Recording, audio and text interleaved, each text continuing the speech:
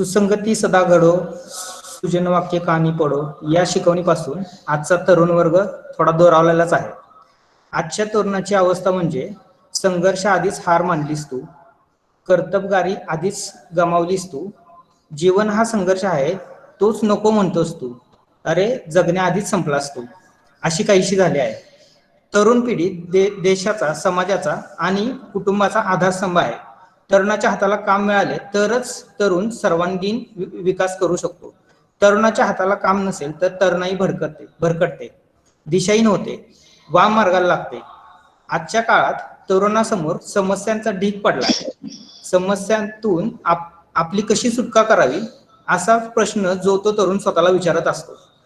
या तरुणांच्या अनेक समस्यांचा उहापोह करण्यासाठी आज आपण पर्सनॅलिटी डेव्हलपमेंट या विषयाअंतर्गत एक गेस्ट लेक्चर अरेंज केला आहे. या गेस्ट लेक्चरचा विषय आहे आजचा तरुण, भूमिका आणि रिस्पॉन्सिबिलिटीज, म्हणजे role and responsibilities of today's youth. आजच्या या गेस्ट लेक्चरसाठी आपल्याकडे आलेल्या गेस्ट ची मी थोडक्यात ओळख करून देतो. आज आपल्याकडे प्राध्यापक प्रशांत चोरगे सर आलेले आहेत. सरांनी मराठीमधून MA कंप्लीट केलं आहे, तसंच BEd MPhil हिंदी विषयामधून पूर्ण केले आहे. सरांनी काही काळ पत्रकारितेचेही काम केले आहे. तसेच सरांचे हिंदी विषयातील अनेक शोध निबंध प्रकाशित झाले आहेत. सरांनी काही मराठी कथा, लेख दिवाळी अंकातून प्रकाशित केले आहेत. तसेच सरांना काही सन्मानानेही पुरस्कृत करण्यात आले आहे. जसे सरांना 3 वेळा महाराष्ट्र राज्य हिंदी अध्यापक पुरस्कार मिळालेला आहे. यामध्ये जिल्हास्तरीय प्रथम मानांकनाने सरांना सन्मानित करण्यात आले होते. अशा या आजच्या पाहुण्यांचे मी प्राध्यापक महेश भुजबळ, KBP पॉलिटेक्निक आणि इलेक्ट्रिकल विभागाच्या वतीने स्वागत करतो. आज सर आपणाला आजचा युवक, भूमिका आणि जबाबदारी या विषयावर व्याख्यान देणार आहेत. तरी मी सरांना विनंती करतो की त्यांनी आमच्या विद्यार्थ्यांना मार्गदर्शन करावे. प्राध्यापक प्रशांत चोरगे सर.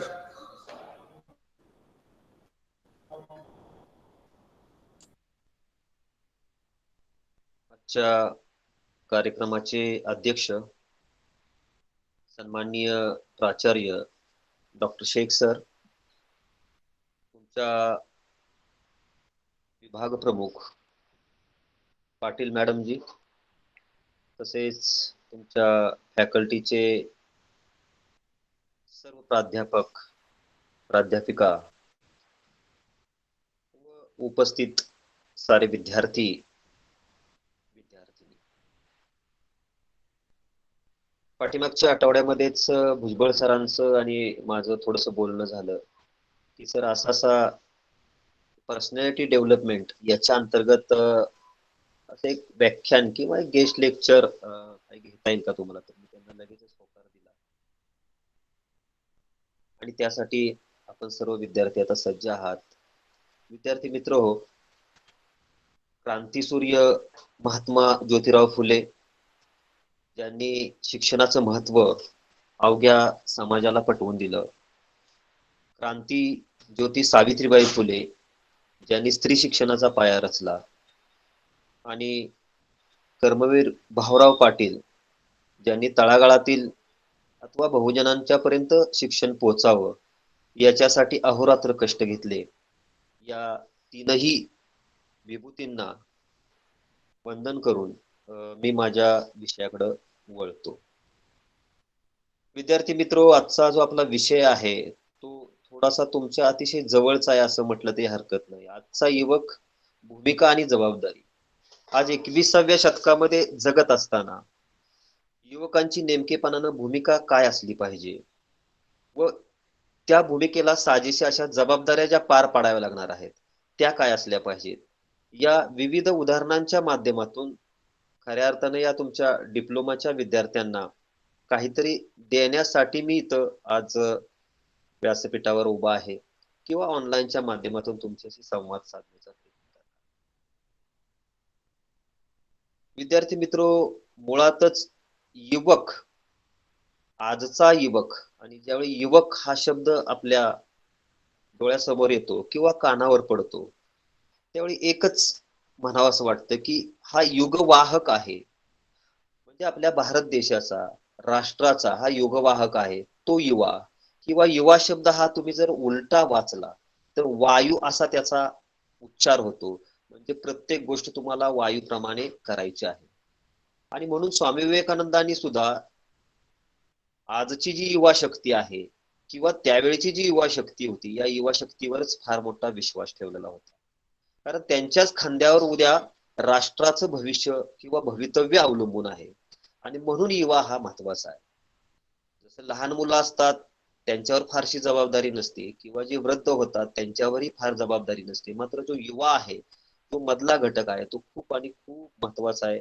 आणि म्हणून खऱ्या अर्थानं स्वामी विवेकानंदांनी तुमच्याबद्दल किंवा युवकांच्या बद्दल जो काय विश्वास तुमच्यावर टाकलेला होता, तो सार्थ ठरवण्याचं काम, देशाचं पुनरुत्थान असेल, देशाची जडणघडण असेल, राष्ट्र विकासामध्ये तुमचं योगदान असेल, ते योगदान खूप मुलांनो महत्वाचं आहे. आणि म्हणून अशा प्रकारचे जे उपक्रम आहेत ते शाळा महाविद्यालयामध्ये व्याख्यानांच्या माध्यमातून वेगवेगळ्या ठिकाणी राबवले जातात. पण थोडंसं वाईट या गोष्टीचं वाटतं की आज व्याख्यान संस्कृतीवरचा विश्वास उडत चाललेला आहे. मुलांना चांगलं ऐकायला नको वाटतंय, मुलांना चांगलं बघायला नको वाटतंय. आज मोबाईलचा जमाना आलेला आहे, व्हॉट्सअपचा जमाना आलेला आहे, इंटरनेटचा जमाना आलेला आहे. देश किंवा विकास, देशाचा विकास, राष्ट्राचा विकास, या जगाचा, विश्वाचा विकास झपाट्यानं होताना आपल्याला दिसतो. परंतु खऱ्या अर्थानं जग आपल्या जरी एका मुठीमध्ये आलं असलं, विश्व आपल्या मुठीत आलं, जसं हे विश्वची माझी घर असं आपण म्हणतो, तरी आता मन कुठंतरी दुरावत चाललेली आहेत, हेही तिथं आपल्याला सांगावं असं वाटतं.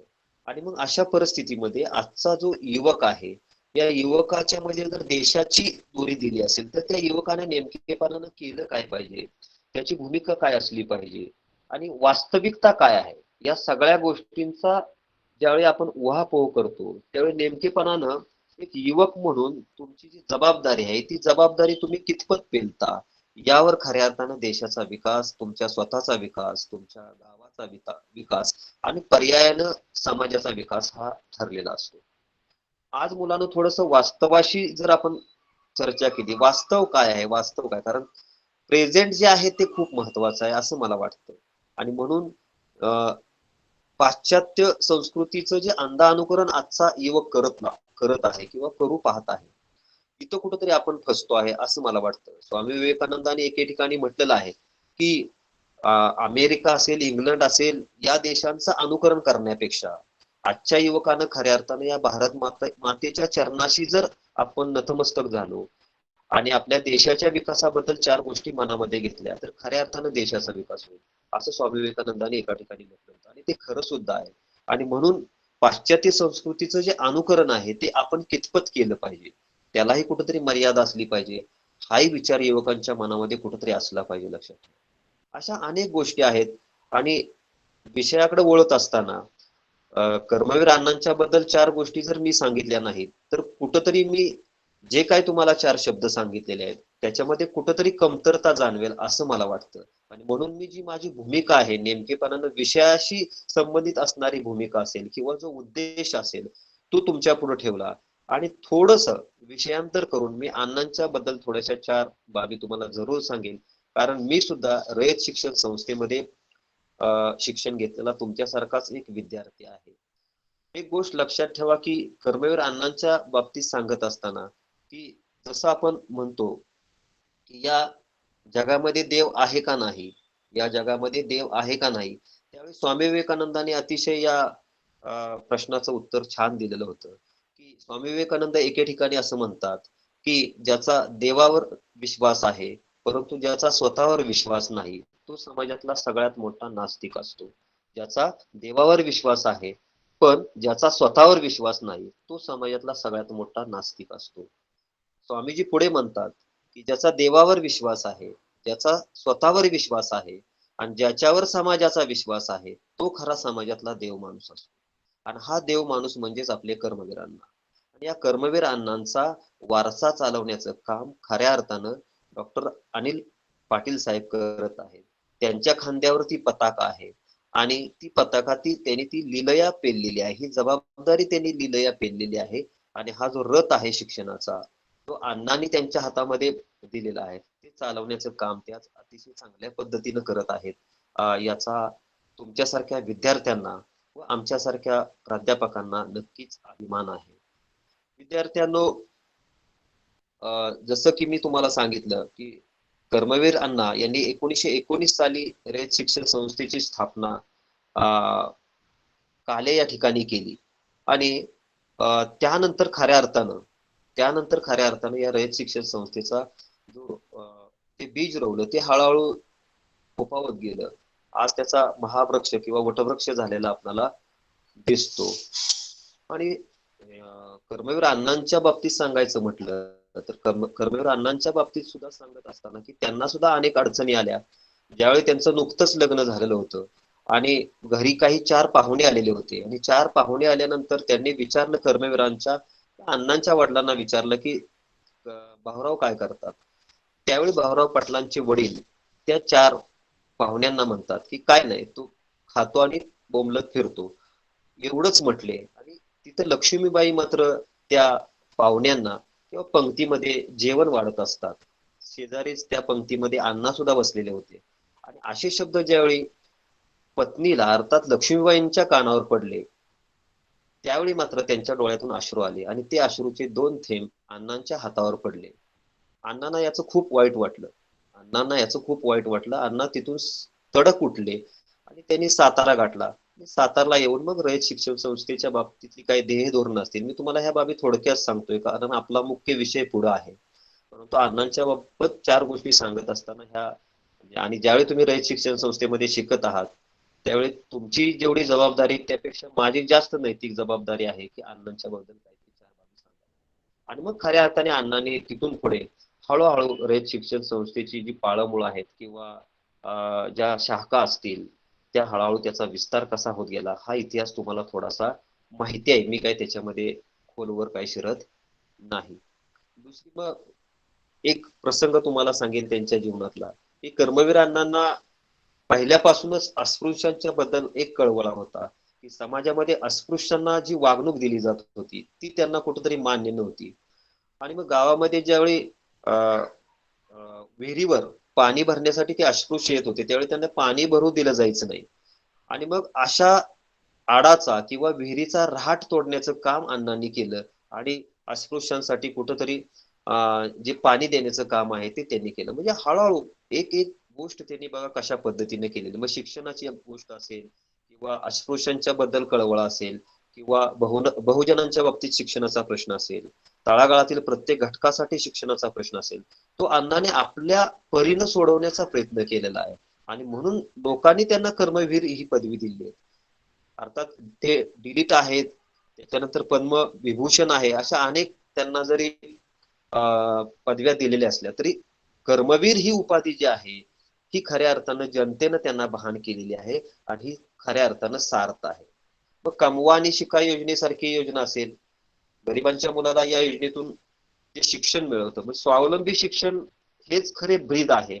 आणि हे जे ब्रीद आहे मुलांनो मला खूप आवडतं खरोखर. म्हणजे स्वावलंबी शिक्षण हेच आमचे ब्रीद. तुम्ही स्वावलंबी व्हा, कमवत कमवत शिका, हा जो ट्रेंड आहे तो खऱ्या अर्थानं अण्णांनी घालून दिला. आणि आज हजारो विद्यार्थी कमवा आणि शिका या योजनेच्या माध्यमातून शिकून आज उच्च पदस्थ आहेत.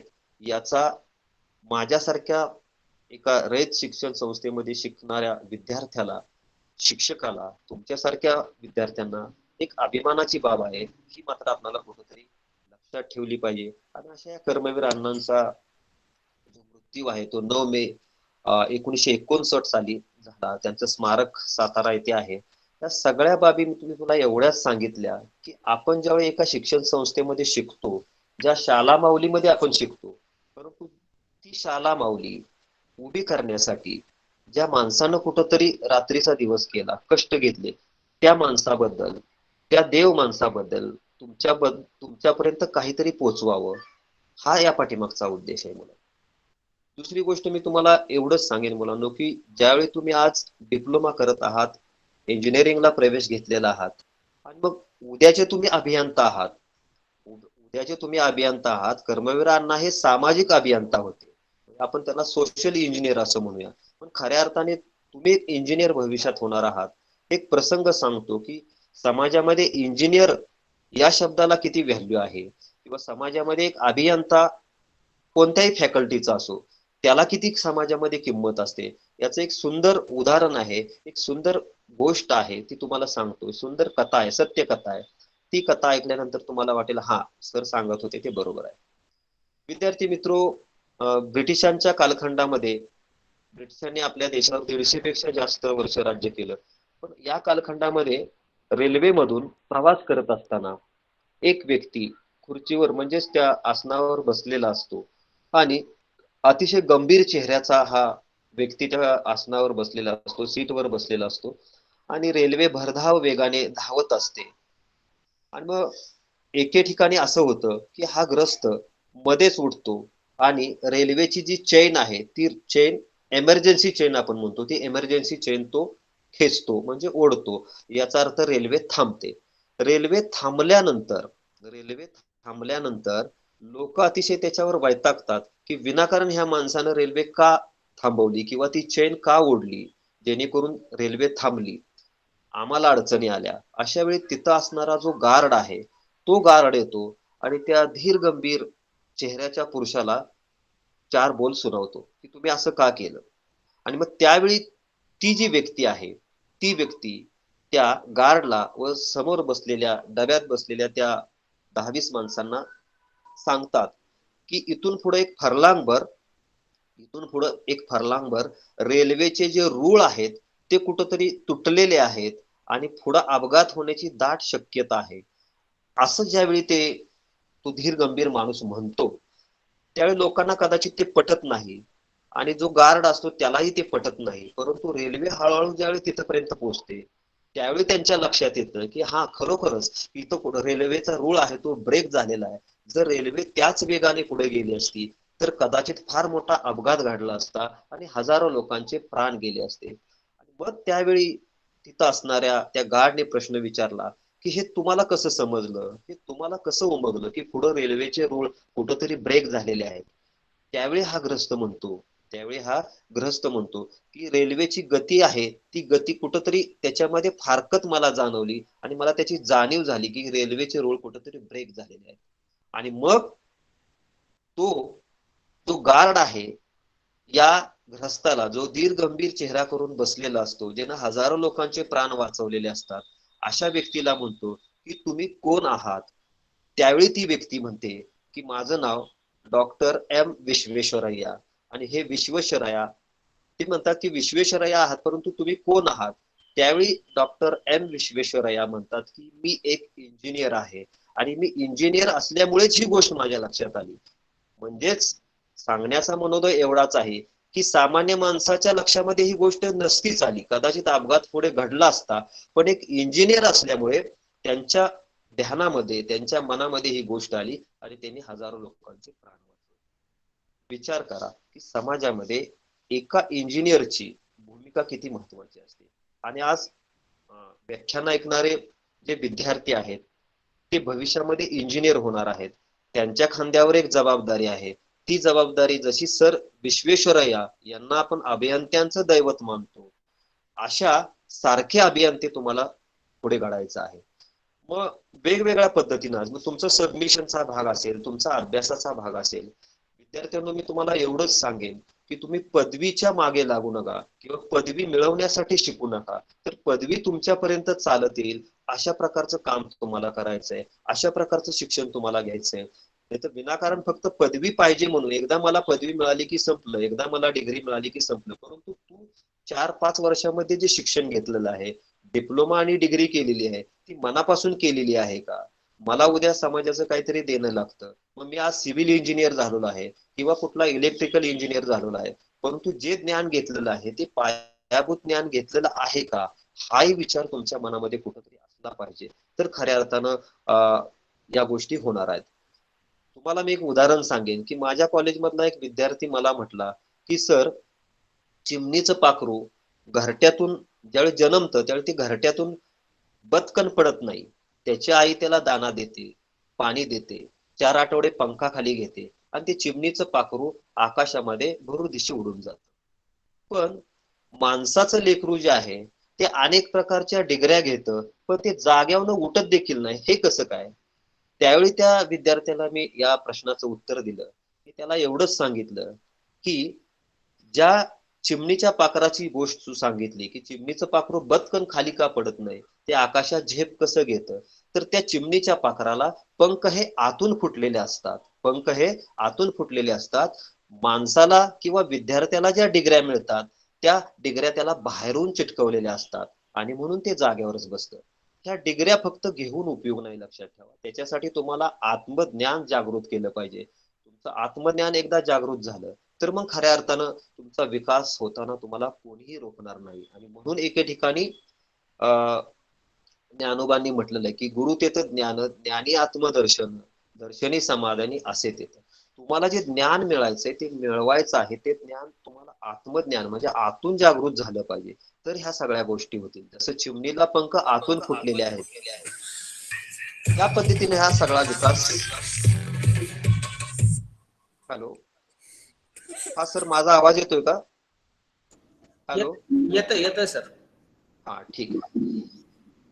आणि मग अशा पद्धतीनं तुमचा खऱ्या अर्थानं विकास होणार आहे, लक्षात ठेवा. तर आणि तरच या गोष्टी शक्य आहेत. विद्यार्थी मित्र हो, खऱ्या अर्थानं की वास्तवाच्या गोष्टी करत असताना जसं मी तुम्हाला सांगितलं की आजची जी जीवनशैली आहे, आजच्या युवकांची जी जीवनशैली आहे ती मुक्त शैली आहे, म्हणजे मुक्त वावर आहे. पाश्चात्य देशामध्ये ज्या पद्धतीनं वावर केला जातो, पाश्चात्य देशामध्ये ज्या पद्धतीनं घटना घडतात, पाश्चात्य देशातला ज्या पद्धतीने युवक वागण्याचा प्रयत्न करतो, त्या पद्धतीनं आपल्या देशातला, भारतातला सुद्धा युवक वागण्याचा प्रयत्न करतो. अरे पण तुम्ही ही गोष्ट का लक्षात घेत नाही की पाश्चात्य देशाची संस्कृती वेगळी आहे, आपल्या देशाची संस्कृती वेगळी आहे, तिथली भौगोलिक परिस्थिती वेगळी आहे, आपली भौगोलिक परिस्थिती वेगळी आहे, तिथली आर्थिक परिस्थिती वेगळी, आपली आर्थिक परिस्थिती वेगळी आहे. मग आपल्या भूमीमध्ये राहून पाश्चात्य देशाची संस्कृतीचं अनुकरण, जे आंधळं अनुकरण आहे, त्या अनुकरण करण्याचा काहीच अर्थ नाही, असं मला तुम्हाला सांगावं असं वाटतं. आणि आज जी स्टाईल झालेली आहे की एका रात्रीत तुम्हाला स्टार व्हायचंय, एका रात्रीत तुम्हाला श्रीमंत व्हायचंय, पण हे शक्य नाही, लक्षात ठेवा. त्याच्यासाठी खूप मोठी तपश्चर्या तुम्हाला करावी लागणार आहे, खूप मोठी साधना करावी लागणार आहे, त्याच्यासाठी दिवस रात्र अभ्यास करावा लागणार आहे. आणि त्या अभ्यासामध्ये सातत्य असलं पाहिजे, जिद्द असली पाहिजे, चिकाटी असली पाहिजे, तर खऱ्या अर्थानं कुठंतरी तुम्ही विकास करू शकणार आहे. आणि मग मग मनोरंजनाची जी साधने अनेक प्रकारची आलेली आहेत, जसं मी तुम्हाला मोबाईलचं साधन सांगितलं किंवा इंटरनेटचं साधन सांगितलं. आज मला तुम्ही सांगा मुलांनो, या मोबाईल मध्ये, या 1.5 GB मध्ये आजचा युवक कुठंतरी अडकून पडलेला आहे. दिवस रात्र त्या मोबाईल आपल्या जवळ ठेवत आहे, परंतु त्याच्यामध्ये असणाऱ्या ज्या चांगल्या गोष्टी आहेत त्या चांगल्या गोष्टी न घेता त्याच्यामधून येणाऱ्या ज्या वाईट गोष्टी आहेत त्याचं अनुकरण त्याच्याकडून जास्त होतंय. याचं कुठंतरी माझ्यासारख्या वक्त्याला वाईट वाटतं, किंवा तुमचे असणारे शिक्षक यांनाही याची जाणीव असते. परंतु काही गोष्टींना आपण पायबंद घालू शकत नाही. एक शिक्षक असेल तरी ठीक आहे, विद्यार्थी कॉलेजमध्ये आलाय तिथपर्यंत त्याच्यावर लक्ष ठेवू शकतो, परंतु तुम्ही कॉलेजचा प्रिमायसेस सोडल्यानंतर काय करता, इथं मात्र काही मर्यादा येतात. आणि म्हणून तुमच्या हातामध्ये असणारा हा जो इडियट बॉक्स म्हणूया आपण, ज्याला मोबाईल आपण म्हणतो, त्याचा चांगला वापर तुम्हाला करता आला पाहिजे. आज एक गोष्ट लक्षात ठेवा, टीव्हीवर अनेक प्रकारच्या मालिका लागतात. आज युवकाची भूमिका काय असली पाहिजे, मग जबाबदाऱ्या काय असल्या पाहिजेत, हे मी तुम्हाला सांगतोय की टीव्हीवर वेगवेगळ्या प्रकारच्या मालिका लागतात. मग या मालिका सगळ्याच आपल्या जीवनाशी संबंधित असतात का, हाही फार मोठा प्रश्न आहे मुलांना. की वेगवेगळ्या प्रकारच्या मालिका लागतात. जसं की मी मराठी चॅनल कधीतरी बघत असताना होणार असून मी त्या घरची असेल मालिका, किंवा माझ्या नवऱ्याची बायको असेल, अशा प्रकारच्या मालिका ज्यावेळी आपण बघतो, मला सांगा काय करायचे आपल्याला. होणार असून मी या घरची, ज्यावेळी सून होण्याची वेळ येणार आहे त्यावेळी तुम्ही जरूर सून व्हा, ज्यावेळी नवरा होण्याची वेळ येणार आहे त्यावेळी तुम्ही जरूर कोणाचा तरी नवरा व्हा, परंतु आतापासूनच अशा प्रकारचे संस्कार कुठंतरी तुमच्या मनावर बिंबतात. आणि मग खऱ्या अर्थानं कुठंतरी आपण काहीतरी चुकतोय, आपला ट्रॅक कुठंतरी बिघडलेला आहे हे मात्र आपल्याला इथं दिसून येतं. आणि ज्या मालिका दाखवल्या जातात, ज्या मालिका दाखवल्या जातात त्याच्यामध्ये आपला वास्तविक जे जीवन आहे आपलं त्याचा खऱ्या अर्थानं किती संबंध असतो हेही तुम्ही बघा. तुम्हाला बघायचंच असेल तर नॅशनल जिओग्राफी बघा, डिस्कवरी चॅनल बघा, ज्याच्यातून तुम्हाला भूगोल समजेल, किंवा छत्रपती संभाजी महाराजांची मालिका बघा, त्याच्यातून तुम्हाला इतिहास कळेल. म्हणजे आपला इतिहास आणि भूगोल तुम्हाला कळेल. किंवा तुमचं जे इंजिनिअरिंगचं जे फील्ड आहे, इलेक्ट्रिकलच्या माध्यमातून काही माहिती तुम्हाला अनेक चॅनलच्या माध्यमातून मिळत असेल, ती तुम्ही बघा. त्याच्यातून तुमच्या ज्ञानामध्ये वाढ होईल. आणि मग ज्ञानामध्ये वाढ झाली तर त्याचा उपयोग तुम्हाला येणाऱ्या भविष्यामध्ये झाल्याशिवाय राहणार नाही. अशा कितीतरी बाबी असतात, लक्षात ठेवा. आज मुलं काय करतायत, की प्रत्येक गोष्ट फक्त ती पाठांतर करायची किंवा कुठंतरी थोड्या बहुत प्रमाणामध्ये ती ग्रास्प करायची आणि पेपरमध्ये जाऊन ते आहे असं लिहायचं. अशा प्रकारचा जो फंडा चाललेला आहे त्याला कुठंतरी पायबंद घातला पाहिजे. जे तुम्ही ज्ञान मिळवत आहात, लक्षात ठेवा, त्या ज्ञानाचं तुम्हाला उपयोजन करता आलं पाहिजे. ज्ञानाचं फक्त आकलन करून उपयोग नाही. आज तुम्ही जर ज्ञानाचं फक्त आकलन केलं आणि त्याचं तुम्हाला उपयोजन करता नाही आलं, अर्थात त्याचं इम्प्लिमेंटेशन नाही करता आलं, तर त्या ज्ञानाचा काही उपयोग होणार नाही. त्याचं एक सुंदर उदाहरण आहे की घरामध्ये गव्हाचा डबा असतो, घरामध्ये तांदळाचा डबा असतो, परंतु लक्षात ठेवा, गहू दळून आणावा लागतो, तांदूळ शिजवावा लागतो, तेव्हा आपण त्याचं अन्न होतं आणि ते अन्न आपण खातो. आज मला सांगा, आईनं गहू दळलाच नाही, त्याचं पीठ झालंच नाही, तांदूळ आहे तो शिजवलाच नाही, तर ते आपण खाऊ शकू का? अजिबात खाऊ शकणार नाही. म्हणजेच त्याच्यावर ऍप्लिकेशन करावं लागतं. तांदळावर ऍप्लिकेशन केलं म्हणजे त्याचा सुंदर भात होतो, गव्हावर ऍप्लिकेशन केलं म्हणजे त्याचं पीठ होतं. हे आपल्याला समजलं पाहिजे. जर तुम्ही मिळवलेलं जे ज्ञान आहे, या डिप्लोमाला असताना, डिग्रीला असताना जे तुम्ही ज्ञान मिळवलेलं आहे ते फक्त मिळवून उपयोग नाही, तर त्याचं इम्प्लिमेंटेशन आपल्याला करता आलं पाहिजे, त्याचं उपयोजन आपल्याला करता आलं पाहिजे. अन्यथा तुम्ही मिळवलेलं जे ज्ञान आहे ते धान्याचे डबे होऊन बसतील, लक्षात ठेवा, किंवा गव्हाचे डबे होऊन बसतील, तांदळाचे डबे होऊन बसतील. आपल्या ज्ञानाचा उपयोग आपल्याला समाजासाठी करता आला पाहिजे. आपल्या ज्ञानाचा उपयोग आपल्याला स्वतःसाठी करता आला पाहिजे. तर खऱ्या अर्थानं कुठेतरी या सगळ्या गोष्टी चांगल्या पद्धतीने होत जाणार आहे. आणि आता फक्त ज्ञान घ्यायचं आणि त्याच्याबाबत विचारच करायचा नाही, तर मग मात्र याच्यातून कोणत्याही प्रकारचं काही शक्य होणार नाही. भूमिका कधी कधी खूप सोप्या असतात, लक्षात ठेवा. वाटतं आपणाला फक्त की, एक सुंदर उदाहरण मी तुम्हाला सांगेन की समाजामध्ये तुमची भूमिका काय आहे, लक्षात ठेवा. घरामध्ये तुमची भूमिका काय आहे, आज क्लासरूम मध्ये तुमची भूमिका काय आहे, शिक्षकांच्या बरोबर बोलत असताना तुमची भूमिका काय आहे. ह्या सगळ्या भूमिका तुम्ही लक्षात ठेवल्या पाहिजेत. एक छोटीशी चिमणी असते, लक्षात ठेवा.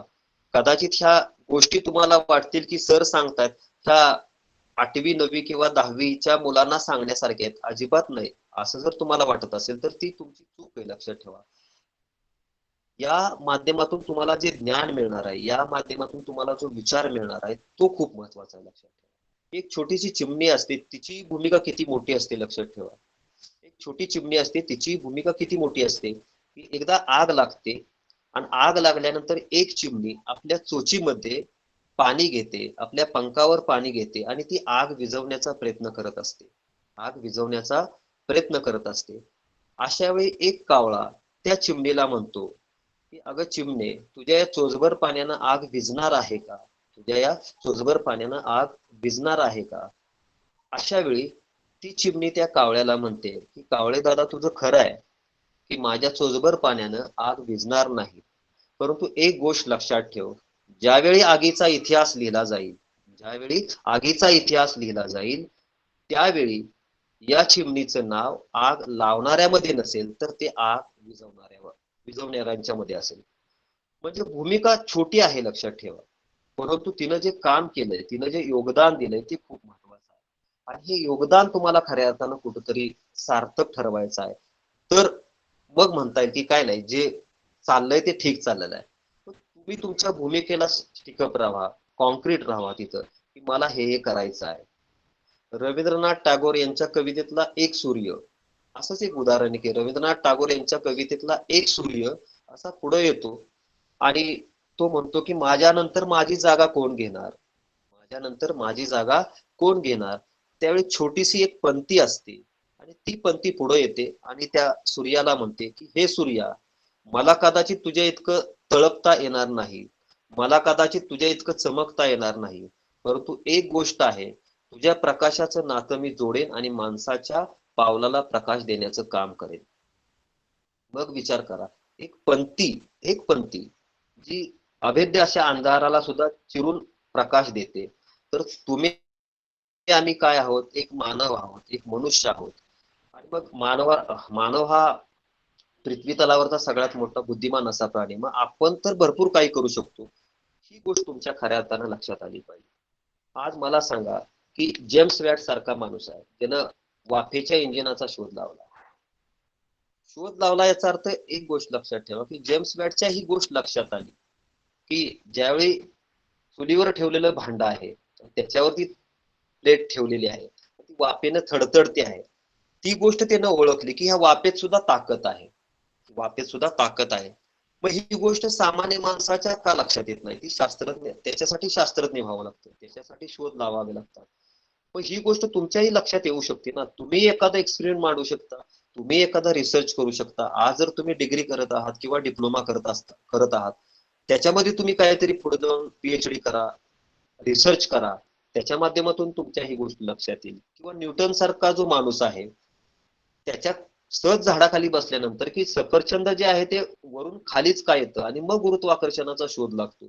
अशा कितीतरी गोष्टी आहेत. जेम्स वॅट्स असेल किंवा तुमचा न्यूटन असेल किंवा एडिसन असेल की 1000 वेळा प्रयत्न केल्यानंतर, प्रयोग केल्यानंतर 1000व्या वेळी ज्यावेळी बल्ब भेटतो किंवा लागतो, याचा अर्थ पाठीमागचे 999 केलेले प्रयत्न याला काहीच अर्थ नाही असं होत नाही. तर ह्या सगळ्या गोष्टी प्रयत्नांशी असतात की जसं कोशिश करणे वालों की हार कभी नाही होती. तुम्हाला कोशिश करायची आहे, ती जिद्द, चिकाटी, ह्या सगळ्या गोष्टी तुमच्यामध्ये विद्यार्थ्यांनो ठासून भरलेल्या आहेत. फक्त तुमचं तिकडे लक्ष नाही. लक्षात ठेवा, जसं सायकलला ज्यावेळी 10 घेर असतात आणि त्यातल्या एकाच गिअरचा आपण जास्त उपयोग करतो, मात्र 9 घेर तसेच राहतात. परंतु ज्यावेळी आपण 10च्या 10 घेरचा उपयोग करतो त्यावेळी कसलंही शिखर असेल ते सायकलनं आपण सहज चढून जाऊ शकतो. तुमच्यामध्ये असणारं जे पोटेन्शियल आहे, तुमच्यामध्ये असणारी जी चमक आहे, धमक आहे, ही तुम्ही ओळखायला शिका. लक्षात ठेवा. आणि मग खऱ्या अर्थानं बघा की कुठंतरी तुम्हाला या गोष्टी कळणार आहेत. जसं की सरांनी मला, भुजबळ सरांनी सांगितलं की पर्सनॅलिटी डेव्हलपमेंट, त्या शब्दाचा मुळात अर्थच आपल्याला समजून घेतला पाहिजे की तुमचा व्यक्तिमत्व विकास झाला पाहिजे. आणि व्यक्तिमत्व विकास होण्यासाठी तुम्हाला जे डिग्रीला शिकवलं जातं त्याचा काहीच उपयोग होणार नाही, तुम्हाला जे डिप्लोमाला शिकवलं जातं त्याचा काय फारसा उपयोग होणार नाही.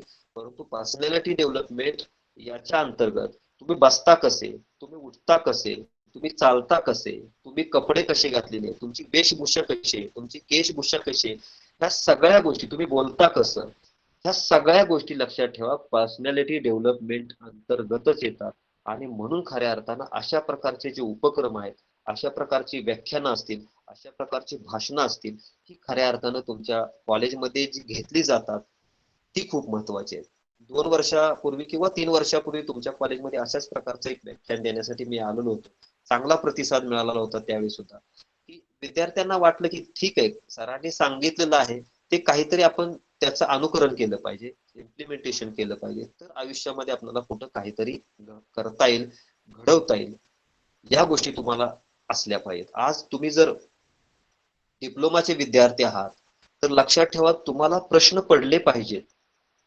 आज तुम्ही सायन्स करून गेलेला आहात किंवा 10वी करून आलात, पण तुमच्या मनामध्ये प्रश्न असले पाहिजेत. अन्यथा फक्त कोरीपाटी असून उपयोग होणार नाहीये. एक गमतीचं उदाहरण सांगतो. मराठी साहित्यातले एक लेखक आहेत, त्यांचं अनंत काणेकर असं नाव आहे. या अनंत काणेकरांना लहानपणी अनेक प्रकारचे प्रश्न पडायचे. ज्यावेळी गुरुजी म्हणतात की 5,000तनं 5,000 गेले, शून्य राहिले, त्यावेळी अनंत काणेकर लहान असतात, त्यावेळी अनंत काणेकर गुरुजींना म्हणतात की हे चूक आहे. पण गुरुजी म्हणतात की हे कसं काय. आणि मग अनंत काणेकर सांगतात की सर, शून्यातून शून्य गेला, छोटा शून्य, आणि 5,000तून 5,000 गेले, मोठा शून्य. म्हणजे 5,000 ही संख्या मोठी आहे, म्हणून 5,000तून 5,000 गेले, मोठा शून्य. म्हणजे त्यांच्या बुद्धीला जो प्रश्न पडला, जिज्ञासेपोटी त्यांनी सरांना सांगितलं, अशा प्रकारचे प्रश्न भलेच चुकीचे असतील बरोबर असतील, अशा प्रकारचे प्रश्न तुम्हाला या वयामध्ये पडले पाहिजेत, अन्यथा म्हातारपणी तुम्हाला प्रश्न करून काय उपयोग आहे. तर तर तुम्हाला त्या त्या प्रश्नांची उकल करणार आहे, तर तुम्हाला ह्या गोष्टी कुठंतरी समोर येणार आहेत, कळणार आहेत.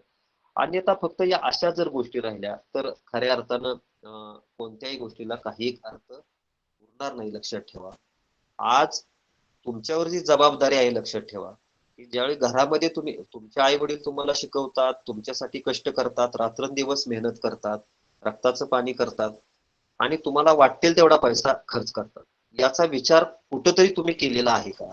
तो प्रश्न तुम्ही तुमच्या मनाला विचारा. आज एका ठिकाणी मी व्याख्यानाला गेला असताना तिथं एक प्रश्न माझ्या समोर आला, की आजकाल मुलांचं काय झालेलं आहे किंवा विद्यार्थ्यांचं काय झालेलं आहे, युवकांचं काय झालेलं आहे, तर श्रमाचं महत्व त्यांना समजतच नाही. म्हणजे ज्यावेळी आई वडील एखादं काम सांगतात त्यावेळी ते झटकन त्याचा विरोध करतात, की मला अभ्यास आहे अशा प्रकारचं काहीतरी कारण सांगतात किंवा ते करतच नाहीत. मग असा श्रमाचं जे महत्व आहे, श्रमाचा जो संस्कार आहे, तो आज तुमच्यावर होणं गरजेचं आहे. लक्षात ठेवा, महाविद्यालयीन जीवनामध्ये एनसीसी असेल, एनएसएस असेल, अशा प्रकारचे उपक्रम का राबवले जातात? एनएसएस सारख्या उपक्रमातून विद्यार्थ्यांच्यावर श्रमाचा संस्कार होतो. लक्षात ठेवा, याचं ज्वलंत उदाहरण मी आहे, किंवा मी महाविद्यालयीन जीवनामध्ये एनएसएस मध्ये होतो आणि मग एनएसएस मध्ये हा श्रमाचा संस्कार झाला, तो आपल्याला आयुष्यभर उपयोगी पडतो. आई वडिलांनी आपल्याला श्रमाचा संस्कार सांगितला, समजावून दिला, त्याचा उपयोग आपल्याला आयुष्यभर होतो. एक गमतीचं उदाहरण मी तुम्हाला सांगेन, की मी आता 6वीला असताना घोरपडे आडनावाच्या मॅडम होत्या आणि त्या आम्हाला गणित विषय शिकवायच्या. गणित विषय शिकवत असताना अनेक प्रकारची गणित असायची, समीकरण असायची वगैरे वगैरे अशी गणित असायची. आणि एक गणित असं होतं, त्यांनी आम्हाला त्या गणित सांगायच्या, की 5x5चा हौद आहे, या हौदामध्ये एका तासाला 5 लिटर पाणी पडतं, तर तो हौद भरायला किती वेळ आहे. अक्षरशः तुम्हाला सांगतो, अशा प्रकारची गणित दिल्यानंतर असा डोक्याला खुराक वाटायचा, अशा प्रकारचा गणित दिल्यानंतर डोक्याला इतका खुराक वाटायचा की ते गणित नकोच वाटायचं, की ते सुटायचंच नाही आम्हाला. कधी कधी असं वाटायचं की समोरच जी घागर पडलेली आहे ती घागर घ्यावी आणि एकदाचा तो हौद भरून टाकावा, म्हणजे बाईंचंही समाधान होईल आणि आपलंही समाधान होईल. परंतु असं व्हायचं नाही. परत ते गणित सोडवल्यानंतर मॅडम परत दुसरं गणित द्यायचं, की 5x5चा हौद आहे, एका तासाला त्या तोटीतून 10 लिटर पाणी खाली पडतं, तर तो हौद खाली व्हायला किती वेळ लागेल. आमच्या विद्यार्थ्यांच्या मध्ये एकच चर्चा चालायची, की या बाई घोरपडे बाई ज्या आहेत, हौद खाली करायचाच असेल तर तो भरायला कशाला सांगतात, अशा प्रकारचे प्रश्न मनामध्ये यायचे. परंतु एक लक्षात ठेवा, की आयुष्याचं गणित सोडवत असताना आपणाला श्रमाचं महत्व कळलं पाहिजे. आणि ज्यावेळी कुठेतरी प्रगल्भता आली त्यावेळी असं मनाला वाटलं, की त्यावेळी घोरपडे बाईंनी आम्हाला पुस्तकातलं गणित शिकवण्याच्या ऐवजी किंवा हौद खाली करा हौद भरा अशा प्रकारची गणित सोडवण्याच्या ऐवजी जर हौद बांधायला शिकवलं असता तर कुठेतरी आमचं श्रमाशी नातं जोडलं असतं, तर कुठेतरी आम्हाला श्रमाचं महत्व कळलं असतं. पण आज मुलांना श्रमाचं महत्व मुलांच्या मध्ये राहिलं नाही. लक्षात ठेवा, आणि हे श्रमाचं महत्व या उदाहरणातून तुम्हाला समजून देण्यापाठीमागचा उद्देशच एवढा होता, की मुलांनो, अभ्यास करत असताना घरातल्यांनी सांगितलेलं एखादे काम आहे ते तुम्ही केलं पाहिजे. मग भले ते 5% असेल 10% असेल, पण जो हातभार आहे तो तुम्हाला तिथे लावता आला पाहिजे, ती तुमची भूमिका आहे. लक्षात ठेवा, फक्त अभ्यास की अभ्यास असं कुठंच लिहिलेलं नाही. आजपर्यंत अनेक प्रकारची जे महामानव समाजामध्ये होऊन गेलेले किंवा मोठी लोक झालेली, ती फक्त आई वडिलांच्या जीवावरच मोठी झालेली नाही किंवा कोणत्या मोठ्या पुरुषाच्या पोटी जन्माला आली म्हणून ती मोठी झालेली आहे. तर त्यांनी एक कर्तृत्व गाजवलं, ते कर्तृत्व गाजवत असताना कुठंतरी त्यांचं नातं श्रमाशी जोडलं गेलं होतं, श्रमाचं महत्व त्यांच्या मनामध्ये रुजलं गेलेलं होतं. आणि म्हणून खऱ्या अर्थानं त्यांनी या सगळ्या गोष्टी केल्या. आणि म्हणून तुम्हाला श्रमाचं महत्व असलं पाहिजे. लक्षात ठेवा, आज तुम्ही विद्यार्थ्यांनो इंजिनिअरिंगला प्रवेश घेतलेला आहात किंवा डिप्लोमा करत आहात, लक्षात ठेवा, ही तुमच्या आयुष्यामध्ये आलेली एक सुवर्ण संधी आहे आणि या संधीचं तुम्हाला सोनं करता आलं पाहिजे. ही तुमच्या पुढे एक संधी आहे, खूप मोठी संधी आहे. आज आमच्या काळामध्ये आम्ही शिकत असताना आम्हाला कदाचित त्या संधी मिळाल्या नाहीत. म्हणजे जरी एखाद्याला इंजिनियर व्हायचं असेल तरी घरची परिस्थिती हलाखीची असायची. जी तुम्हाला लागणारी जी मोठी फी आहे ती भरण्याची ऐपत आई वडिलांची नसायची. अनेक प्रश्न असायचे आणि मग विद्यार्थी कुठेतरी आर्ट्स फॅकल्टीला प्रवेश घ्यायचा किंवा ITI ला प्रवेश घ्यायचा. मनामध्ये इच्छा असताना सुद्धा त्याला शिकता येत नव्हतं. पण आज तशी परिस्थिती राहिली नाही. आई वडील वाटेल ते करतात, तुमच्यासाठी कर्ज काढतात, वाटेल त्या कष्टा काढतात, परंतु तुम्हाला ती फी भरतात, तुमच्यासाठी वाटेल ते करतात, परंतु याची जाणीव मात्र तुम्हाला कुठंतरी मनामध्ये नसती. लक्षात ठेवा. हा माझा जरी आरोप असला तरी तो खरा आहे, वास्तव आहे. लक्षात ठेवा. 4-2% विद्यार्थ्यांना नक्कीच आई वडिलांची जाणीव असते, नाही असा भाग नाही, परंतु बहुतांशी विद्यार्थ्यांना मात्र याची जाणीव नसते. लक्षात ठेवा. जसं मी तुम्हाला म्हणलं की आयुष्यामध्ये ही आलेली जी संधी आहे, त्या संधीचं तुम्हाला सोनं करायचं आहे. लक्षात ठेवा. आणि या संधीचं जर सोनं केलं तर तुमच्यासारखे नशीबवान तुम्हीच असणार आहेत. लक्षात ठेवा. दुसरी गोष्ट सांगेन की ज्यावेळी तुम्ही डिप्लोमाचं शिक्षण घेता, लक्षात ठेवा आयुष्यामध्ये संगत खूप महत्वाची असते. आणि ही संगत महत्वाची का असते याचं कारण असं आहे की प्रत्येकाच्या आयुष्यामध्ये जी संगत आहे ती संगत चांगली असेल तर आयुष्याचं सोनं होतं. लक्षात ठेवा. खूप सुंदर वाक्य आहे, तुम्ही ऐका आवडून, की आयुष्यामध्ये जी संगत आहे ती चांगली लाभली तर आयुष्याचं सोनं होतं, पण चुकून ती संगत बिघडली तर सोन्यासारख्या आयुष्याची देखील माती होते. आणि म्हणून संगत महत्वाची आहे. आज तुमच्या बाकावर बसणारा जो विद्यार्थी आहे, तो विद्यार्थी, तो तुमचा मित्र खऱ्या अर्थानं तुमच्या विचाराचा आहे का? का तुम्हाला वेगवेगळ्या प्रकारचं वेगळं मार्गदर्शन करून तास बुडवा, लेक्चर बंक करा, सबमिशन वेळेवर करू नका, अशा प्रकारच्या काय सूचना देऊन कॉलेजच्या नावाखाली दुसरीकडेच कुठेतरी जाणे, अशा प्रकार घडतात कॉलेजमध्ये. आणि म्हणून मी तुम्हाला सांगितलं की आयुष्यामध्ये संगत खूप आणि खूप महत्वाची आहे. लक्षात ठेवा. जसं चंदनाचं झाड असतं, त्या चंदनाच्या झाडाला सापाने कितीही वेटोळे घातले, म्हणून चंदनाचा जो गुण आहे सुगंध देण्याचा, तो देण्याचा गुण कधी सोडत नाही. तुमच्या या आयुष्यामध्ये अशा अनेक प्रकारच्या गोष्टी येतील, अनेक प्रकारचे चढ उतार येतील. याचा अर्थ तुम्ही त्या आमिषाला कुठेही बळी पडता कामा नये, हा त्याच्या पाठीमागचा उद्देश आहे. आणि हे तुम्ही लक्षात घेतलं पाहिजे. लक्षात ठेवा. लक्षात ठेवा मुलांनो, विद्यार्थ्यांनो, आयुष्यामध्ये जो आनंद आहे, तुम्हाला जो आनंद खरा मिळवायचा असेल, एक तर दोन प्रकारचा आनंद असतो.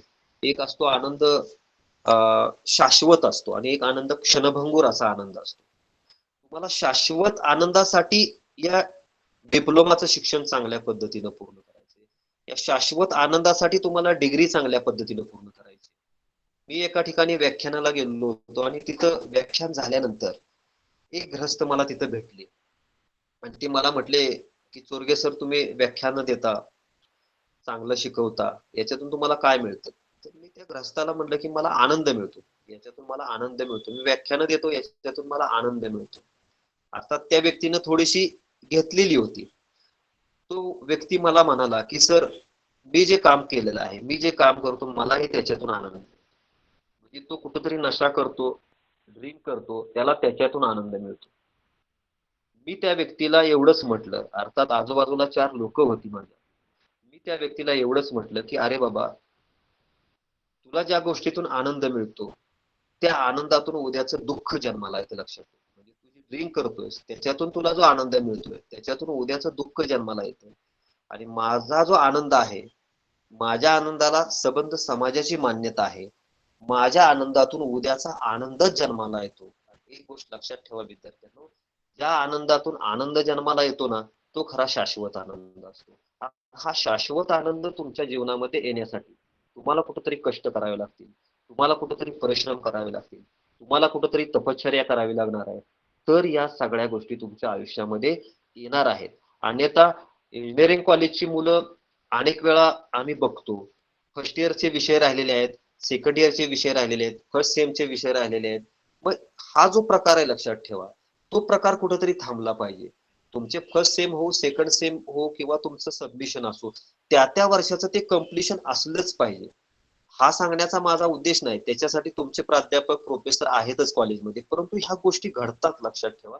आणि मग कुठंतरी डिप्रेशन येत जातं की माझे अमुक विषय राहिलेले आहेत, मग सेकंड इयर राहिले आलं त्याच्यामध्ये आणि माझे विषय काय राहिले, मग डिग्रीच राहिली मिळण्याची, वेगवेगळे प्रकार येतात, मग डिप्रेशन येतं. आणि डिप्रेशनच्या माध्यमातून ज्या घटना घडतात, ह्या घटना तुम्हाला आम्हाला चांगल्या माहिती आहेत, वर्तमानपत्रातून त्या झळकतात, फ्लॅश होतात, टीव्हीवर त्या दिसतात. मग ह्या घटनांना खतपाणी कोण घालतं? तर या घटनांना खतपाणी तुम्हीच घालता. लक्षात ठेवा. जर तुम्ही त्या वेळेच्या गोष्टी त्या वेळी करत गेला तर ह्या गोष्टी येणारच नाही. त्या वेळी जी तुमची जबाबदारी आहे, आज तुम्ही विद्यार्थी आहात, तुमची जबाबदारी काही चांगल्या पद्धतीने अभ्यास करा. आज तुमचे आई वडील तुम्हाला म्हटलेत का की जॉब करत करत शिका? अजिबात म्हटलेलं नाही. मग तुमची जी जबाबदारी आहे त्या जबाबदारीशी तुम्ही प्रामाणिक राहा ना. आज तुमचे आई वडील त्यांच्या जबाबदारीशी प्रामाणिक आहेत आहेत की नाही ते तुम्ही तपासा. म्हणजे शेतामाळ्यात भांगलायचं काम असेल, कष्ट करायचं असेल, कारखान्यात कामाला जायचं काम असेल किंवा कुठं नोकरी करायचं काम असेल, हे तुमचे आई वडील अतिशय चांगल्या पद्धतीने करतात. मात्र तुमची जी जबाबदारी आहे ती जबाबदारी कुठेतरी तुम्ही विसरत चाललेला आहात. मग एखाद्या हॉटेलमध्ये ज्यावेळी आम्ही चहा घेण्यासाठी जातो किंवा अल्पोपहारासाठी जातो, तिथं कुठंतरी डिग्री आणि डिप्लोमाची मुलं असतील किंवा कॉलेजची मुलं असतील, त्यांच्यामध्ये चाललेला जो संवाद असतो, त्यांना माहिती नसतं की समोर बसलेले कोणतरी शिक्षक असतील, प्राध्यापक असतील. परंतु त्या गोष्टी ज्यावेळी कानावर पडतात ना, त्यावेळी मुलांना कुठेतरी वाईट वाटतं की आज पिढी कुठेतरी भरकटत चाललेली आहे. आणि भरकटत चाललेली जर पिढी वाचवायची असेल, लक्षात ठेवा, तर अशा प्रकारची व्याख्यानं असतील, अशा प्रकारचा सुसंवाद असेल, तो तुमच्याशी झाला पाहिजे. लक्षात कसं आहे की एक विचार माणसाला आयुष्यामध्ये अनेक चांगल्या गोष्टी देऊन जातो. चांगला विचार माणसाला अतिशय चांगल्या गोष्टी देऊन जातो. आणि म्हणून विचार विचाराने खोडायचा असतो. परंतु आज काय होतं की मोबाईलवर एखादा SMS पडतो, त्याच्यातून कुठंतरी उद्रेक होतो, त्याच्यातून कुठंतरी हाणामारी होतात आणि मग कुठंतरी समाज वेगळ्या दिशेने जातो असं मला वाटतं. आणि म्हणून चांगला विचार कुठंतरी तुमच्यापाशी असला पाहिजे. लक्षात ठेवा. महात्मा गांधीजींच्या सारखा व्यक्ती असेल ज्यांना आपण आदर्श मानतो, त्यांच्याही जीवनामध्ये अशा प्रकारचे प्रसंग आलेले होते की महात्मा गांधीजी आपल्या मित्राच्या नादाला लागून विडी ओढायला लागले. आणि मग वडिलांना त्यांनी मात्र प्रांजळपणे सांगितलं की बाबा माझं चुकलं, मी जे काम केलेलं आहे ते चुकीचं होतं, मात्र ते माझ्या हातून झालेलं आहे. आणि त्यावेळी वडील महात्मा गांधीजींना सांगतात की मोहन तू सांगतोयस ते बरोबर आहे, परंतु तुला आता पश्चाताप झालाय, तू जी गोष्ट केलेली आहे त्याचा पश्चाताप तुला झालेला आहे. आणि एक गोष्ट लक्षात ठेव, पश्चाताप हे मनाचं स्नान असतं. पश्चाताप हे काय असतंय? मनाचं स्नान असतं. आज तुला पश्चाताप झालेला आहे, तू त्याच्यातून बाहेर पडलेला आहे. आज तुमच्या हातूनही काही वाईट घडत असेल, तुम्ही कुठं तरी वेगळा ट्रॅक पकडला असेल, तर तुम्ही तुमच्या आई वडिलांची एक मित्रत्वाच्या नात्यानं ते कबूल करा की पप्पा किंवा बाबा किंवा आई माझ्याकडून ही चूक झालेली आहे किंवा ती चूक मी करत आहे, इथून पुढे ती मी करणार नाही. ह्या गोष्टी तुम्ही कुठंतरी लक्षात ठेवल्या पाहिजे. तर खऱ्या अर्थानं कुठंतरी या गोष्टी चांगल्या घडत जाणार आहेत. आज मुलांना संस्कृतीचा थोडासा तुम्हाला विसर पडलेला दिसतो. आज आपली भारतीय संस्कृती आहे ती खूप महत्वाची आहे. लक्षात ठेवा. आणि तिला जगामध्ये मान्यता आहे. आणि संस्कृती आहे ती संस्कृतीचा कुठेतरी ऱ्हास होताना आपल्याला दिसतोय. पण त्यासाठी तुमची वेशभूषा असेल, केशभूषा असेल, खानपान असेल, रीतिरिवाज असेल, ह्या सगळ्या गोष्टी संस्कृतीशी जोडल्या गेलेल्या आहेत. आणि संस्कृतीशी जोडल्या गेलेल्या आहेत म्हणून त्या तुम्हाला पाळायच्या आहेत. लक्षात ठेवा. त्या पाळायच्या आहेत तुम्हाला. आज जसं मी तुम्हाला मगाशी सांगितलं की या पृथ्वी तलावर सगळ्यात जास्त श्रेष्ठ कोण आहे तर मानव आहे. पक्षी गाणी देतात, ढग पाणी देतात, वारा गाणी गातो, हवा श्वास देते. मग माणसानं माणसाला काय द्यावं? तर माणसानं माणसाला प्रेम द्यावं. माणसानं माणसाला प्रेम द्यावं, एकमेका हात द्यावा आणि संस्कृतीचं गाणं गावं. ही गोष्ट तुमच्या लक्षात आली पाहिजे. लक्षात ठेवा. तर कुठंतरी संस्कृतीचे एक पाईक आपण होणार आहोत. जसं मी तुम्हाला मगाशी सांगितलं की डॉक्टर बाबासाहेब आंबेडकरांचं फक्त आपण अनुकरण करतो. त्यांची जयंती आली, त्यांची पुण्यतिथी आली, त्याच्याविषयी मात्र काय असतो आपण ती साजरी करतो. परंतु मला एक सांगा तुम्ही की बाबासाहेब आंबेडकरांच्या सारखा व्यक्ती किंवा माणूस त्याचा वारसदार म्हणून आपल्याला तयार करता आलेला आहे का? त्यांच्या विचाराचा माणूस आपल्याला आज एक तरी दिसतो का? अगदी तसाच्या तसा तर तो दिसत नाही. याचं कारण असं आहे की आपण फक्त एखादी गोष्ट ऐकतो. आज चोरगे सरांचं व्याख्यान ह्या विषयावर झालं. आज तुम्ही ही गोष्ट कॉलेजमध्ये घेतलेली आहे, तो विचार घेतलेला आहे तुम्ही, तुम्ही ते मोबाईलवरून ऐकता आहात. परंतु ऐकल्यानंतर हा किती काळ तुम्ही लक्षात ठेवणार आहात? तर त्याचं उत्तर तुम्हालाच माहिती आहे. त्याचं उत्तर तुम्हालाच माहिती आहे. काही विद्यार्थी आयुष्यभर लक्षात ठेवतील, काही विद्यार्थी 2 मिनिटांमध्ये व्याख्यान झाल्यानंतर तो विषय सोडून देतील. परंतु एक गोष्ट लक्षात ठेवा की एखादा विचार कुठंतरी मनावर परिणाम करतो, स्पार्क होतो आणि तो विचार तुम्हाला आयुष्य घडवायला कारणीभूत असतो. मग या व्याख्यानामधला असेल, कुठल्या दुसऱ्या व्याख्यानामधला असेल, तुमच्या कॉलेजच्या लेक्चर मधला असेल, तो तुम्हाला कुठेतरी आयुष्यामध्ये एक चांगली साथ देतो, घडवतो. आणि म्हणून लक्षात ठेवा, व्याख्यान संस्कृतीवरचा जो विश्वास आहे, जसा पूर्वी लोकांना होता तसा आज राहिलेला नाही. तो तुम्हाला ठेवायचा आहे. तर कुठेतरी चांगली बैठक होणार आहे, तर चांगली कुठेतरी विचार तुमच्या संगतीला राहणार आहेत, तर तुमच्या जीवनाला कुठेतरी गंध मिळणार आहे. ह्या सगळ्या गोष्टी कधी होणार आहेत? जर चांगला विचार तुमच्या जवळ असेल तर आणि तरच होणार आहेत. लक्षात ठेवा. आज जसं आपण म्हणतो की मुलं एकाग्रतेनं अभ्यासच करत नाही, त्यांचं लक्षच नसतं, लेक्चर मध्ये त्यांचं लक्ष नसतं. बऱ्याच वेळा शिक्षकांची तक्रार असते, प्राध्यापकांची तक्रार असते की या मुलाचं लक्ष नाही किंवा या मुलीचं लक्ष नाही. असं ज्यावेळी आपण म्हणतो त्यावेळी तिथं एकाग्रता नसते त्यांची, म्हणून या सगळ्या गोष्टी घडतात.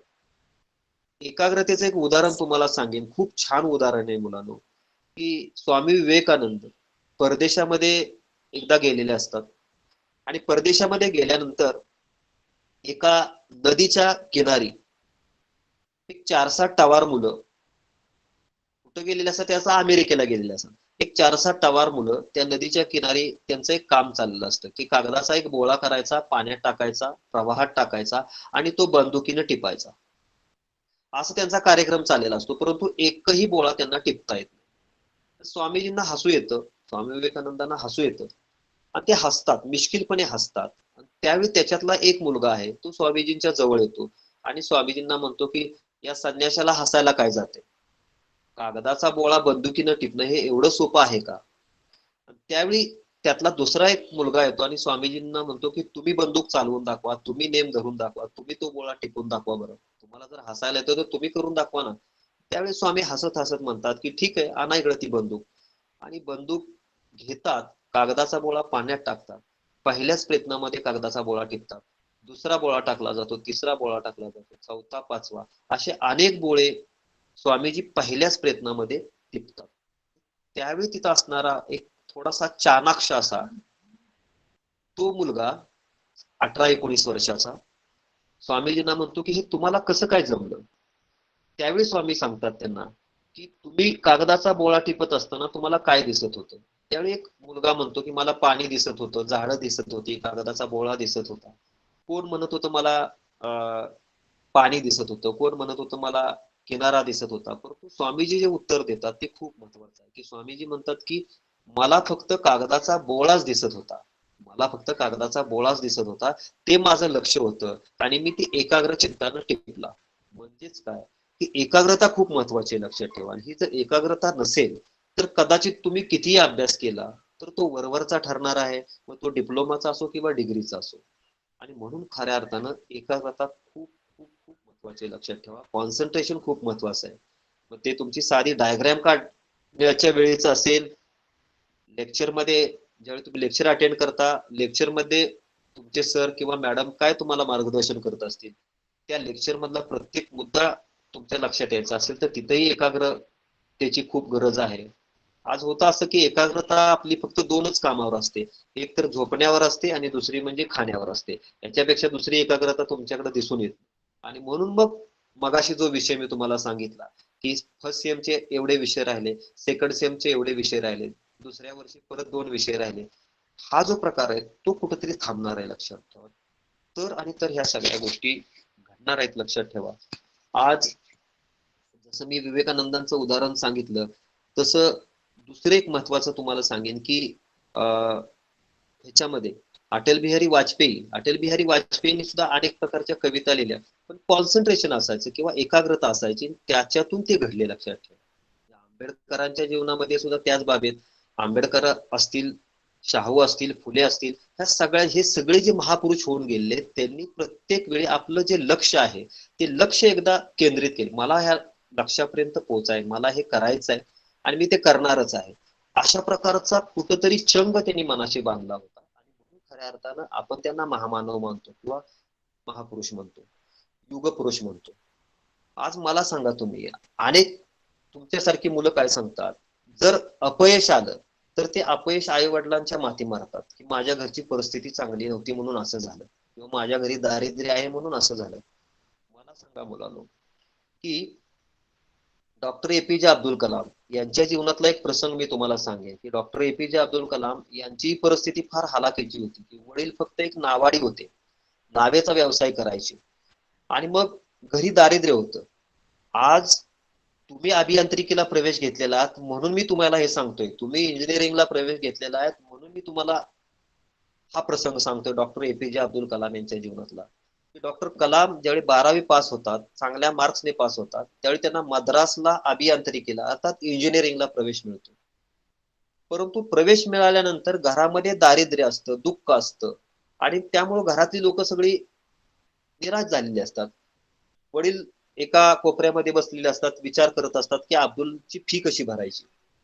आई एका कोपऱ्यामध्ये बसलेली असते, आता करायचं काय. अब्दुलची फी तर भरायचंय, त्याला इंजिनिअरिंगला ऍडमिशन घ्यायचंय. अब्दुल कुठेतरी दुसऱ्या कोपऱ्यामध्ये डोळ्यामध्ये त्याच्या पाणी असतं की आता माझा प्रवेश कसा निश्चित होईल. म्हणजे घरावर दुःखाचं सावट असतं आणि अशा वेळी डॉक्टर कलाम यांची बहीण, तिचं नुकतंच लग्न झालेलं असतं, ती बहीण आपल्या माहेरी येते. बघते तर घरामध्ये सगळे दुःखी चेहरे, शांत घर दिसतं. त्यावेळी ती आपल्या वडिलांना म्हणते की आबा झालंय काय नेमकं, तुम्ही असे गप्प का आहात. त्यावेळी वडील म्हणतात आपल्या मुलीला की अब्दुलला अभियांत्रिकीला मद्रासला प्रवेश मिळाला आहे. मुलगी म्हणते की ही तर चांगली गोष्ट आहे, आनंदाची गोष्ट आहे, पण बेटा पैसे घरामध्ये कुठे आहेत. अब्दुलला इंजिनिअरिंगची फी भरण्यासाठी पैसे घरामध्ये कुठे आहेत. आणि त्यावेळी बहीण कशाचाही विचार न करता आपल्या दागिन्यांच्या वरती हात ठेवते आणि आब्बांना सांगते की आब्बा, हे दागिने सराफाकडे जावा, ते गहाण ठेवा अथवा बँकेत जावा, ते मोडून टाका, परंतु याच्यातून जे पैसे येतील त्यातून अब्दुलच्या शिक्षणाची फी भरा. परंतु त्याचं शिक्षण थांबता कामा नये. म्हणजे शिक्षणाची तळमळ किती असते मुलांनो, हे याच्यातून आपल्याला दिसतं की एक बहीण आपले दागिने गहाण ठेवते किंवा मोडते आणि स्वतःच्या भावासाठी अर्थात अब्दुलसाठी फी उभा करते आणि अब्दुलचं शिक्षण पूर्ण होतं.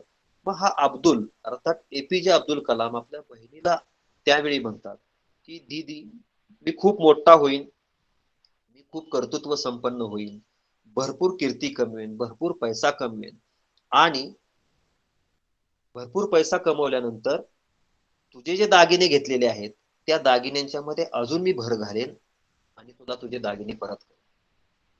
अशा वेळी ती बहीण, करारी बहीण अब्दुलला म्हणते की अब्दुल, तू पुष्कळ मोठा हो, पुष्कळ कर्तृत्व संपन्न हो, पण एक गोष्ट लक्षात ठेव, हे जे दागिने आहेत हे दागिने मी तुला, मला त्याच्यामध्ये भर घालून अजून द्यावेत म्हणून दिलेले नाहीत, तर तुझ्यासारखा गुणवान मुलगा या भारत मातेच्या गळ्यातला दागिना व्हावा ही माझी अपेक्षा आहे, ही माझी इच्छा आहे. लक्षात ठेव.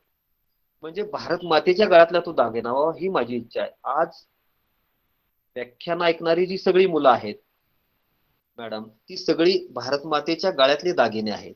आज त्यांच्यावर पहिलू का पाडण्याचं काम आज केबीपी कॉलेज मधला प्रत्येक घटक, म्हणजे अगदी प्राध्यापकांच्या पासून ते अगदी प्राचार्यांच्या पर्यंत प्रत्येक घटक आपल्या परीनं प्रयत्न करत आहे. आणि मला खात्री आहे की तुमच्या डिप्लोमाचे विद्यार्थी असतील किंवा डिग्रीचे विद्यार्थी असतील, ते खऱ्या अर्थानं नक्कीच उद्या भारत देशाच्या गळ्यातले दागिने झाल्याशिवाय राहणार नाहीत, याची मला पूर्ण खात्री आहे. लक्षात ठेवा.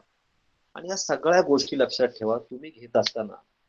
सगळ्या सगळ्या बाबींचा बाजूने तुमचा विकास झाला, व्यक्तिमत्वाचा विकास झाला, पर्सनॅलिटी डेव्हलपमेंटचे अनेक तुम्ही धडे घेतले.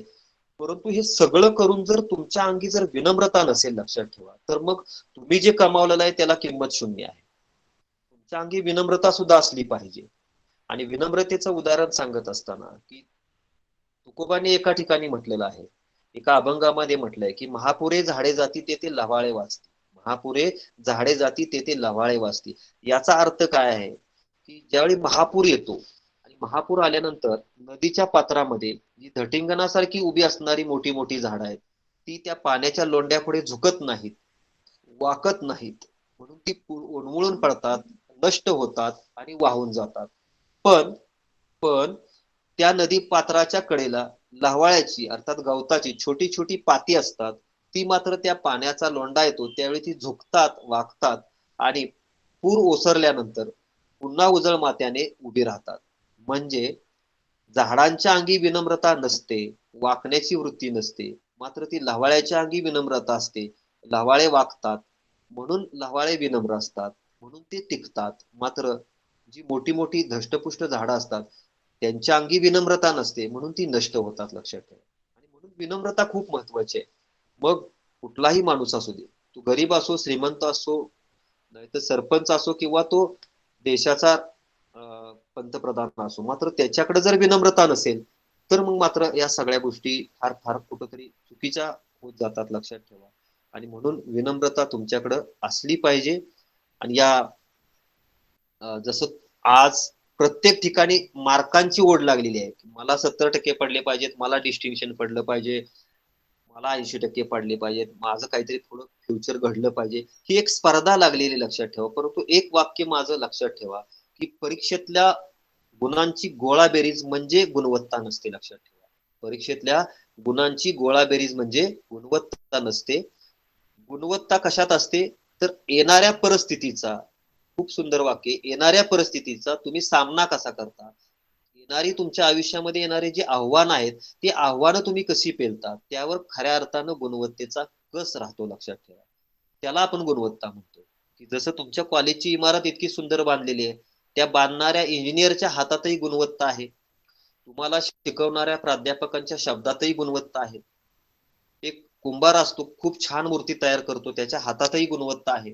आणि सगळी गुणवत्ता तुम्ही ज्यावेळी कमावता आणि घरी जाता, त्यावेळी लुकलुकत्या डोळ्याने तुमची माय वाट बघत असते, तिच्या संस्कारक्षम हातातही गुणवत्ता आहे. म्हणजे या गुणवत्तेला जात नाही, गुणवत्तेला पंत नाही, गुणवत्तेला धर्म नाही, गुणवत्तेला फक्त एकच की प्रोत्साहन. गुणवत्तेला फक्त एकच काय, तर प्रोत्साहन. आणि हे प्रोत्साहन देण्यासाठी खऱ्या अर्थानं अशा प्रकारचे उपक्रम राबवले जातात कॉलेजमध्ये. वेगवेगळ्या प्रकारचे वर्कशॉप घेतले जातात, वेगवेगळ्या प्रकारची व्याख्यानं घेतली जातात, वेगवेगळ्या प्रकारच्या कार्यशाळा घेतल्या जातात, वेगवेगळ्या प्रकारची चर्चासत्रे घेतली जातात, वेगवेगळ्या प्रकारच्या तुमच्या स्पर्धा घेतल्या जातात कॉलेजमध्ये. आणि याच्यातून तुमचा खऱ्या अर्थानं पर्सनॅलिटी डेव्हलपमेंट तुमची होत असते. जी पर्सनॅलिटी डेव्हलपमेंट होते, माणसाची पर्सनॅलिटी डेव्हलपमेंटचा हा जो एक कोर्स आहे, लक्षात ठेवा, तो आयुष्यात कधीही संपत नाही. जन्माला आल्यापासून मरेपर्यंत पर्सनॅलिटी डेव्हलपमेंटचे कितीही धडे घेतले तरी तो माणूस परिपूर्ण कधीच होऊ शकत नाही. म्हणजे आंबेडकरांनी एका ठिकाणी म्हटलेलं आहे की मनुष्य हा मरेपर्यंत हा विद्यार्थीच असतो, त्याला सतत काही ना काहीतरी शिकावं असं वाटत असतं. आणि या सगळ्या गोष्टी तुम्ही नक्कीच शिकणार आहात, लक्षात ठेवा. याच्यामध्ये काही प्रश्नच नाहीये. डोळ्यापुढे तुम्ही एक ध्येय ठेवा आणि त्या ध्येयाच्या दिशेनं एक एक पाऊल टाका. आयुष्यामध्ये सक्सेस तुम्हाला मिळाल्याशिवाय राहणार नाही. कदाचित तुमच्यातले काही विद्यार्थी असतील, ते कदाचित बौद्धिक क्षमतेने थोडे कमी असतील, काही मध्यम असतील, काही त्याच्यापेक्षा जास्त असतील. म्हणून जे कमी आहेत म्हणून त्यांनी समजायचं काहीच कारण नाही. याचं उदाहरण मी तुम्हाला एक सांगेन, की एक कोकिळा असते, त्या कोकिळेचा कंठ कसा असतो, गोड असतो. कोकिळेचा कंठ कसा असतो, गोड असतो, परंतु रंग तिचा काळा असतो. परंतु या कोकिळेनं कधीही परमेश्वराजवळ तक्रार केली नाही की हे परमेश्वरा, माझा रंग काळा आहे, मग तो मला बदलून दे आणि गोरा कर. असं कधीच होत नाही, लक्षात ठेवा. तिला परमेश्वरानं काय दिलंय, तिला परमेश्वरानं कंठ दिलेला आहे, तो गोड आहे. आणि ज्यावेळी वसंत ऋतूचं आगमन होतं, त्यावेळी सारा आसमंत फुलून निघतो. म्हणजे जे तुमचं सामर्थ्य आहे, कोकिळेचं सामर्थ्य तिचा आवाज आहे, तुमचं सामर्थ्य काय आहे ते तुम्ही ओळखायचं आहे. एखाद्याला डायग्राम चांगली काढता येते, एखाद्याला डायग्राम चांगली नाही काढता येत. याचा अर्थ ज्याला डायग्राम चांगली काढता येत नाही त्याच्याकडे अजून एखादा चांगला गुण चांगला असतोच ना. कदाचित त्याचं पाठांतर चांगलं होतं, कदाचित त्याला अतिशय चांगल्या पद्धतीने पॉइंट्स परीक्षेमध्ये लिहिता येतात. म्हणजे ह्या गोष्टी तुम्ही ओळखल्या पाहिजेत, तर खऱ्या अर्थानं कुठंतरी या सगळ्या गोष्टी होणार आहेत. जाता जाता मी तुम्हाला एवढंच सांगेन की परमेश्वरानं मनुष्य म्हणून आपल्याला बऱ्याच गोष्टी दिलेल्या आहेत, लक्षात ठेवा. निसर्ग आपलं काम आपल्या पद्धतीनं करतच असतो, परंतु परमेश्वरानं तुम्हाला काय दिलेलं आहे, तर विचार करायला बुद्धी दिलेली आहे, लोकांचं रंजन करायला कला दिलेली आहे आणि लोकांची सेवा करायला हात दिलेले आहेत. या तिन्हींची गोळाबेरीज करा आणि तुमचं जीवन उत्तुंग करा, तुमचं जीवन उत्तुंग करा. जाता जाता शेवटी एवढंच सांगेन की मंजिलें उन्हीं को मिलती है, मंजिलें उन्हीं को मिलती है जिनके सपनों में जान होती है, मंजिलें उन्हीं को मिलती है जिनके सपनों में जान होती है. यूं ही पंख होने से कुछ भी नहीं होता, यूं ही पंख होने से कुछ भी नहीं होता, उड़ान हौसलों से होती है, उड़ान हौसलों से. धन्यवाद सर. आवाज येतोय? आवाज. धन्यवाद सर. आज चोरगे सरांनी आपल्याला खूप छान उदाहरणं देऊन इंजिनियर कसा असावा हे सांगितलं. तसंच फक्त डिग्री घेऊन उपयोग नाही, तर नॉलेज म्हणजे ज्ञान अकस्मात करणं ही फार महत्वाचं आहे. आणि फक्त नॉलेज घेऊन पण उपयोग नाही, तर त्याचं इम्प्लिमेंटेशन करणंही तितकंच महत्वाचं आहे. तसेच एका दिवसात आपल्याला मोठं होता येणार नाहीये, त्यासाठी अहोरात्र अभ्यास करावा लागेल, कष्ट घ्यावे लागतील. या गोष्टींवर सरांनी आपले विचार व्यक्त केले. सर, आमच्या विद्यार्थ्यांना खरोखरच या आपल्या विचारांचा फायदा होईल. सर, तुम्ही आज वेळात वेळ काढून आमच्या विद्यार्थ्यांना मार्गदर्शन करण्यासाठी इथं आलात आणि आमच्या विद्यार्थ्यांना मार्गदर्शन केलं, त्याबद्दल मी Karmaveer Bhaurao Patil college of polytechnic आणि आमचं इलेक्ट्रिकल डिपार्टमेंटच्या वतीनं मी तुमचा आभार मानतो आणि हा कार्यक्रम इथं संपला असं जाहीर करतो. धन्यवाद सर.